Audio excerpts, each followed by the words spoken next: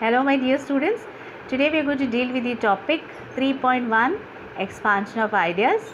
To expand an idea meaning to elaborate an idea. And elaboration means giving more details about something. So when you go on explaining that idea, that leads to a paragraph. And what is a paragraph? A paragraph is a series of connected sentences that develops into a topic sentence. Okay, then what is a topic sentence? A topic sentence is the subject, or you could say the subject matter, the proposition. You could say it's a plan or an idea that is expressed in a sentence. So overall, a good topic sentence should be very short or brief, and it should be such that it encapsulates meaning it tries to express the essential features or the idea or the central theme. Okay, and nextly you have to understand that it follows, or it has some three parts. So the first part is the introductory para, then secondly the core content, and the last is the concluding paragraph. So this is how in this format you are going to write the expansion of ideas. So firstly we begin with the introductory paragraph. So a good paragraph is always associated with a topic sentence. So topic sentence mainly the central idea. So it could come in the beginning, in the middle, or at the end. The symbolism means the use of symbols to represent something. Okay, that has to be understood very clearly. You can make use of the literal or the symbolic or the metaphorical meaning which stands for example, I would say the dark night, meaning it stands for sadness. Okay, to expand an idea, the focus should be on words and the expression of thoughts. Okay, the way you put on your thoughts, it should be well organized. Okay, in such a way that even if there's a hidden meaning, sometimes it's not very straightforwardly understood. There is a hidden meaning, there is a deeper thought to it, that has to come out, that has to be expressed in that particular paragraph. Okay, in short, the given idea needs to be well evaluated meaning you have to study the facts properly and then try to give an or form an opinion about it, and interpreted meaning to explain or understand the meaning of something in detail. Secondly is the core content, so the middle part of it.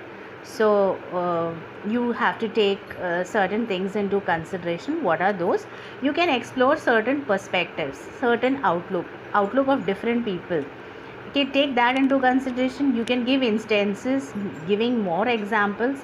You could also relate to some anecdotes meaning short story.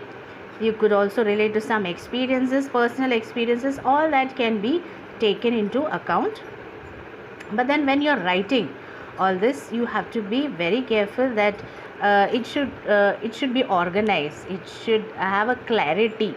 Okay, you are not deviating from the topic. So that's why the next point they say is you have to maintain coherence.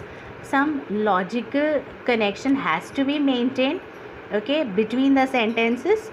You can make use of discourse markers are certain words like okay, right, I think, firstly, secondly. Okay, these are words which connect the sentences from one to another. And you can make use of conjunctions and, but, or conjunctive phrases.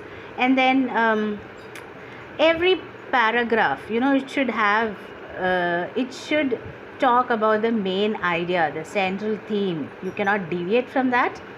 And there should be proportion of space meaning you have to which ideas are to be given more importance, which are not to be given that much of importance. So where it needs elaboration, where it doesn't need to be elaborated, that has to be kept in mind. The proportion of emphasis, which point are you emphasizing, which point are you giving more importance, that also has to be kept in mind. And they say that don't give so many ideas. If you're putting across 5 to 10 ideas, then it might become a little confusing. So it's better that you take some 3-4 important points and try to elaborate on that, stick on that, so that you can form a beautiful paragraph. Then after all, that depends on then your language skills, the choice of words, your vocabulary, your presentation skills, all that matters. And in the end, don't forget to sum it up. So the concluding paragraph, you have to sum it up by putting across some strong points or justifications, or something relevant to the topic. You have to put it across, conclude it. And finally they say that you can also come up with some proverb, similar proverb in the end. Here they have given tit for tat, so something similar in line with that they have come. So as you sow, so shall you reap. So this is how you're going to come up, or try to expand an idea. It could be any proverb given to you. You are supposed to understand the meaning of it, and then try to collect certain facts, and then explain it in your own words. You can also make use of some story to connect with it and make it more interesting. So I hope you've understood this.